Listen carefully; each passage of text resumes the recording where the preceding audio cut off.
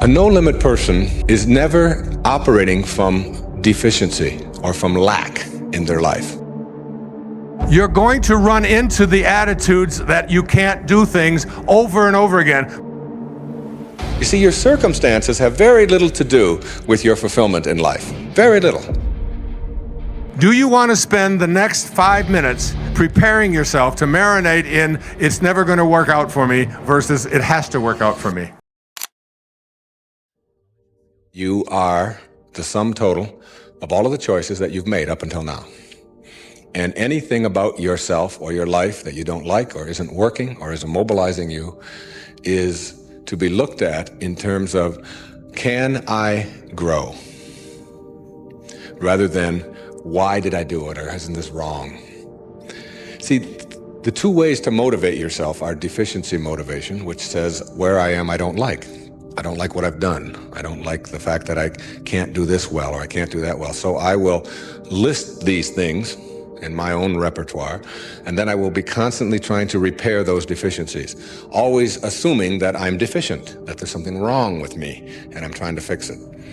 And when you do that, you spend your whole life doing that.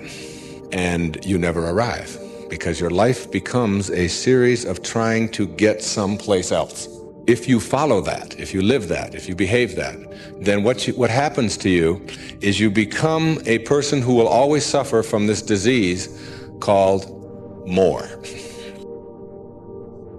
You always have to have more, because whenever you are getting where you want to go, let's say you want $100,000 in the bank, and you work, and you struggle, and you deny yourself, and you do all of those things, and you finally you get there, and here you are, you got $100,000 in the bank.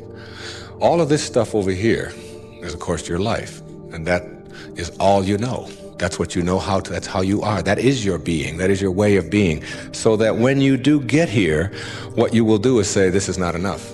A no-limit person is never operating from deficiency or from lack in their life. They're never saying, I don't have enough. You see, you're never going to get enough. You already are everything. You're everything that you need. Think of it for just a moment. Everything that you need to have total bliss, perfection of your life, you already are. You already have it. You came into this world with nothing. That's how you're going out. What you have is your uniqueness, your specialness, and you don't need anything else. Now think on this. If you don't know how to appreciate what you have and where you are in your life, you don't need anything else. Because if you do get something else, you won't know how to appreciate that either. You'll just want more. Or you'll want it to be different. Or you'll want it to be the way it used to be. Or you'll want someone else to be the way you think they should be. Successful people or no-limit people or self-actualizing people or inner-directed people, whatever labels that have been put on them by great thinkers and philosophers and therapists and people that have looked at human beings, these kinds of people are people who always have enough. There are some people, if you invite them over and you say, I'd like you to come over tonight, and I'd like you to stay over if you can, instead of having to drive back. And they'll say, well, can you stay? And I say, well, I don't know if I can stay or not. Well, you could sleep on the cot. Oh, no, I could never sleep on the cot. I can't sleep on cots. I got a sciatica. Don't you know that I have back pain and cots? No, that's out of the question. I couldn't sleep on a cot. And what about breakfast? Well, we don't have any food, but we have some old grapefruit that are in the refrigerator. They have a few spots on them. Oh, no, I could never eat grapefruit. And spots? No, thanks. I can't eat grapefruit spots. I just couldn't do that. And these are people who never have enough. They are not able to be flexible and to change. And there are other people, if you say, would you like to sleep over? We got a place in the sewer. Hey, that'd be great. I can handle that. No problem. I've slept there before. It's all right. And all we have is grapefruit. Oh, I love grapefruit. Well, there's got spots on them. Oh, I really like grapefruit spots. Those are terrific. I'll go for those. There are some people who can handle anything, not because their circumstances are different. You see, your circumstances have very little to do with your fulfillment in life. Very little. It's how you're approaching your circumstances. It's your attitude towards your circumstances that make all the difference in the world. And taking what you are and accepting it. No limit people are human beings who take what they are and accept it. And don't tell themselves that somehow they're deficient because of anything about themselves. It's this idea of taking your life in your own hands and being the kind of person that you choose to be, and understanding that everything that comes your way is an opportunity, is a blessing. And it wasn't until I learned how to celebrate virtually everything that came my way that I was able to transcend it. You see, everything that was given to us by God, whatever that is perfect. No one can deny the mountains are perfect and the rivers are perfect and the birds are perfect and the hippopotamuses are perfect and so on. This is just what was given to us. Everything else that you have on our planet, that we have on our planet, comes about as a result of thinking. Thought makes it so, all right? This microphone comes about as a result of thinking.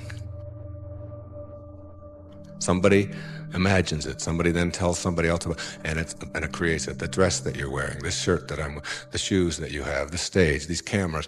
Everything that you see that wasn't given to us was created by man as a result of the way that we think, So what gets inside of us as a cell comes about as a result of the way that we choose to think in our lives. Very important principle to understand, because once you get a hold of thinking, and that it creates everything that you have in your life, you can change and make it as absolutely perfect as you want it to be, because thought makes it so.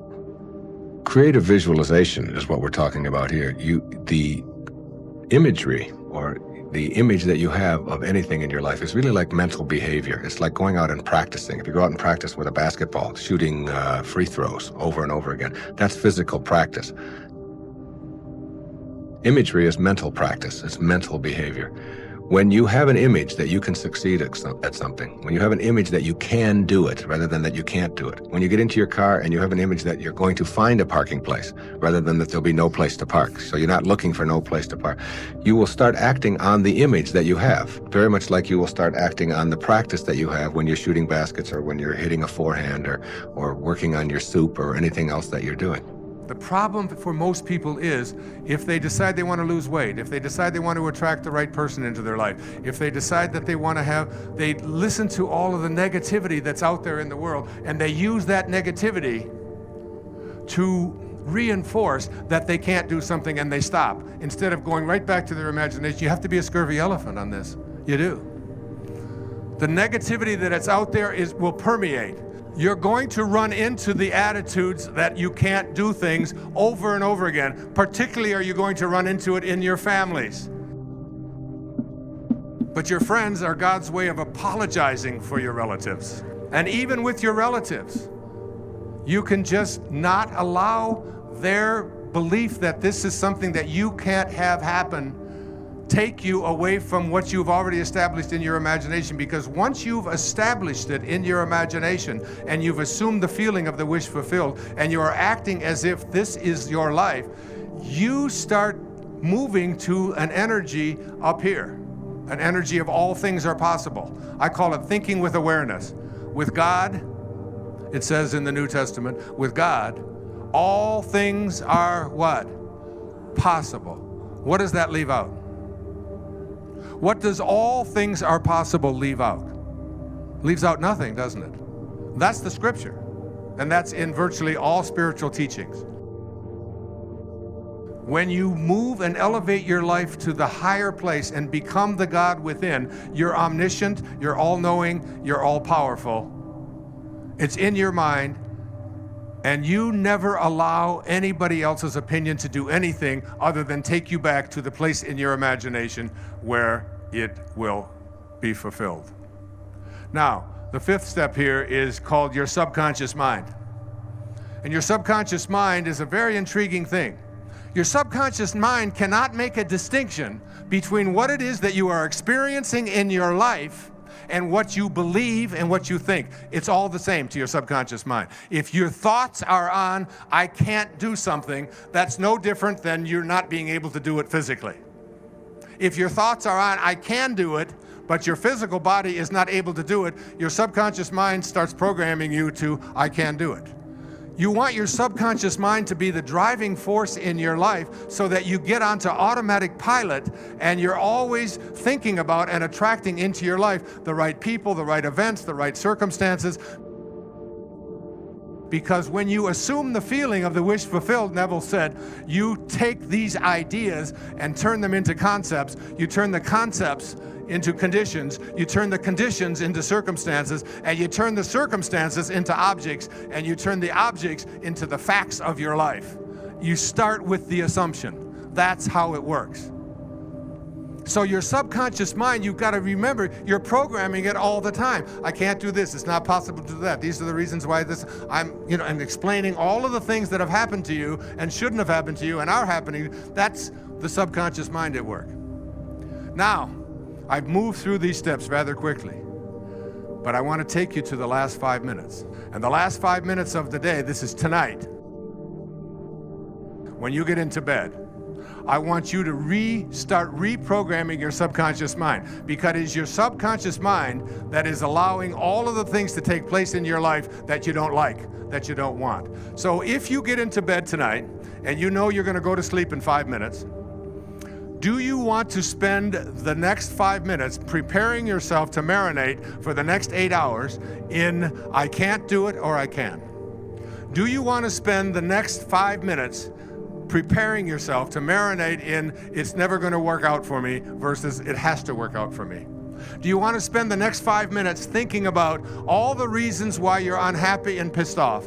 Or do you want to think about the next marinating in the things that are going to bring bliss into your life? Because if you spend the last 5 minutes of your life, of your night, getting ready to marinate in what can't be done, what is wrong, all the things that happened in the last 24 hours that you don't like, all the things that pissed you off about what he said and what she said and how that, and the traffic, and things are never going to work out. If you spend the 5 minutes preparing yourself to go in, because while you're sound asleep, your subconscious mind takes over. And you have 8 hours, you have 1/3 of your life to prepare yourself for how you're going to deal with the rest of your life. What is tomorrow going to look like? Well, if you program yourself as you go off to sleep, reminding yourself of all the things that you don't like, the universe is going to offer you experiences that match up to what you don't like and what you don't want and what is missing and what other people have and you don't.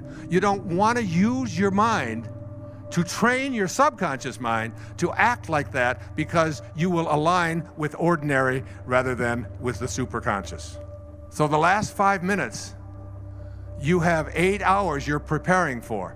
You want to get images. You want to get that higher self, that little thing I talked about several hours ago, where you get that current going between this higher self. And when I meditate, I look up. And I use this as I see this higher part of myself. I have my eyes closed, and then I look down. And from down, I look up. And I'm asking this higher part of me to reach down and get that current going. And if I can do that consistently, I can eliminate this lower self altogether. And ultimately, the highest place is that place where you start to ask the questions. This is the last step. Why didn't it work?